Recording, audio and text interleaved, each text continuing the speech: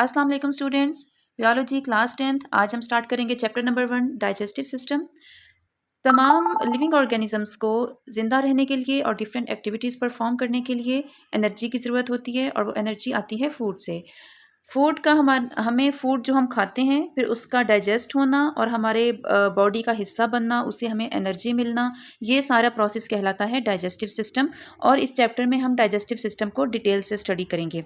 तो सबसे पहले देखते हैं डाइजेस्टिव सिस्टम में 5 इंपॉर्टेंट स्टेप्स हैं: ingestion, digestion, absorption, assimilation and इगेशन।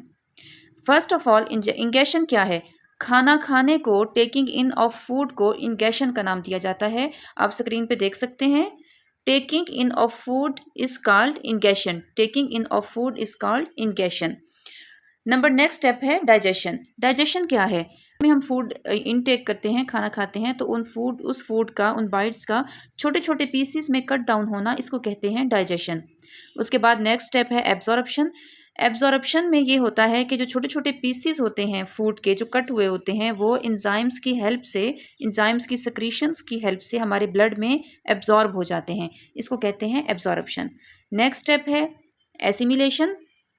Assimilation में ये होता है कि ये इंपॉर्टेंट पार्टिकल्स ऑफ फूड जो हैं, इंपॉर्टेंट न्यूट्रिएंट्स जो हैं, ये ब्लड से हमारे सेल में ट्रांसफ़र हो जाते हैं और सेल को एनर्जी देते हैं ताकि वो अपनी डिफरेंट एक्टिविटीज़ परफॉर्म कर सके। नेक्स्ट स्टेप है इगेशन। इगेशन में ये होता है कि जो हम खाना खाते हैं वो सारे का सारा हमारे ब्लड में एब्जॉर्ब होके सेल में नहीं एंटर होता, हमारी बॉडी का हिस्सा नहीं बनता। बस उसमें से कुछ फूड ऐसा होता है जो कि as a waste material, as a waste product हमारी बॉडी से बाहर निकल जाता है, as a stool, as a faeces. तो इस प्रोसेस को कहते हैं इगेशन। तो डाइजेस्टिव सिस्टम में ये 5 स्टेप्स होते हैं। अब हम डाइजेस्टिव सिस्टम को डिटेल से पढ़ेंगे। डाइजेस्टिव सिस्टम में 2 मेन ऑर्गन्स होते हैं, alimentary canal and digestive glands. Alimentary canal and digestive glands. Alimentary canal को हम इस डायग्राम के थ्रू डिटेल से स्टडी करेंगे। डाइजेस्टिव सिस्टम को हम इस डायग्राम से स्टडी करेंगे। इस डायग्राम में देखें, एलिमेंट्री कैनाल का जो फर्स्ट पार्ट है वो ऑरल कैविटी कहलाता है। ऑरल कैविटी माउथ से स्टार्ट होती है।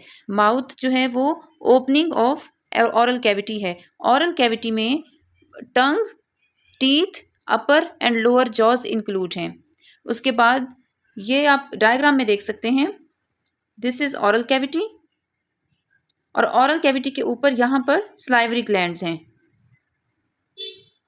ऑरल कैविटी के बाद नेक्स्ट हमारा जो थ्रोट आ जाता है, गला आ जाता है। माउथ और गले के दरमियान, थ्रोट के दरमियान ये जो जगह है सेंटर में, ये फेरिंग्स कहलाती है। इसको फेरिंग्स कहा जाता है। फेरिंग्स के बाद नीचे आ जाएं तो हमारे माउथ और स्टमक के दरमियान ये जो पाइप है, जिसको खुराक की नाली कहा जाता है, ये पाइप कहलाता है एसोफेगस। इस पाइप को एसोफेगस कहा जाता है। स्टेप बाय स्टेप जब हम अपने माउथ में फूड एंटर करते हैं तो वो फेरिंग्स से होती हुई, एसोफेगस से होती हुई और नीचे स्टमक में आ जाती है। एसोफेगस के बाद नीचे स्टमक है। स्टमक एक पाउच की तरह है जिसकी शेप जे शेप है, और ये एब्डोमेन में थोड़ा सा पेट में लेफ्ट साइड की तरफ है। स्टमक की 2 ओपनिंग्स हैं। एक अपर ओपनिंग है जिसको कार्डियक ओपनिंग कहते हैं, और एक लोअर ओपनिंग है जिसको पाइलोरिक ओपनिंग कहा जाता है। ये अपर ओपनिंग है कार्डियक ओपनिंग, और ये लोअर ओपनिंग है जिसको पाइलोरिक ओपनिंग कहा जाता है। स्टमक के बाद, स्टमक के साथ ही स्मॉल इंटेस्टाइन स्टार्ट हो जाती है। स्मॉल इंटेस्टाइन के 3 पार्ट्स हैं, ये आप नोट कर लें। स्मॉल इंटेस्टाइन के 3 पार्ट्स हैं, duodenum, jejunum and ileum. Note down करने की ज़रूरत नहीं है, ये सब कुछ आपकी बुक में लिखा हुआ है। जब आप थॉरो स्टडी करेंगे अपनी बुक को, तो इस चैप्टर में पेज नंबर 9 पे ये सब डिटेल से लिखा हुआ है, एक्सप्लेन किया हुआ है। जब आप स्टडी करेंगे, रीड करेंगे, तो आपको वहाँ से मिल जाएंगे। बने बनाए नोट्स हैं बुक में, चैप्टर 1 में। तो स्टमक के साथ ही स्मॉल इंटेस्टाइन स्टार्ट हो जाती है। स्मॉल इंटेस्टाइन का फर्स्ट पार्ट ड्यूडिनम कहलाता है।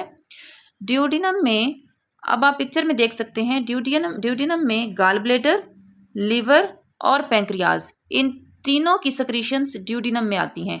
इन ड्यूडिनम के साथ ही लार्ज इंटेस्टाइन स्टार्ट हो जाती है। ये देखें, ये ड्यूडिनम यहाँ पे एंड हो रही है, और इसके साथ ही ये सारी लार्ज इंटेस्टाइन है। ठीक है, ये सारी लार्ज इंटेस्टाइन है। लार्ज इंटेस्टाइन के भी 3 पार्ट्स हैं। फर्स्ट पार्ट इसका सीकम है। सीकम के साथ ही एक पाउच है जिसको अपेंडिक्स का नाम दिया जाता है, और अपेंडिक्स के साथ ही स्मॉल इंटेस्टाइन का जो थर्ड पार्ट है इलियम, वो एंटर होता है। This is ilium. इसी में ही जिजिनम भी है और इलियम भी है। This is ileum and this is jejunum. ठीक है। सीकम जो है वो लार्ज इंटेस्टाइन का पार्ट है। इसको आगे फर्दर इसकी शेप की वजह से डिफरेंट नाम दिए गए हैं। ये कहलाता है ascending caecum, then transverse caecum, then descending caecum and then sigmoid caecum. Rectum एक चैम्बर है जो कि 8 इंच लॉन्ग है, और ये लार्ज इंटेस्टाइन को एनस के साथ कनेक्ट करता है।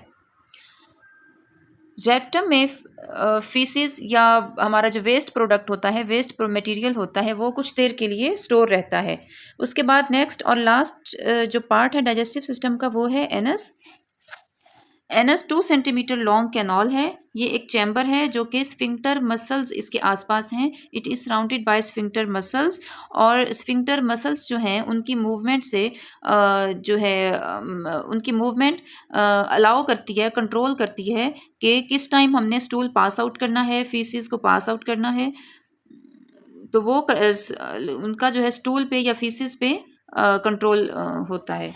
तो ये हमारा है। तो आज हमने डिटेल से स्टडी किया है डाइजेस्टिव सिस्टम के just alimentary canal. Next lecture के नेक्स्ट लेसन के लिए, नेक्स्ट लेक्चर के लिए मेरे साथ रहिएगा। Thank you. अल्लाह हाफिज़।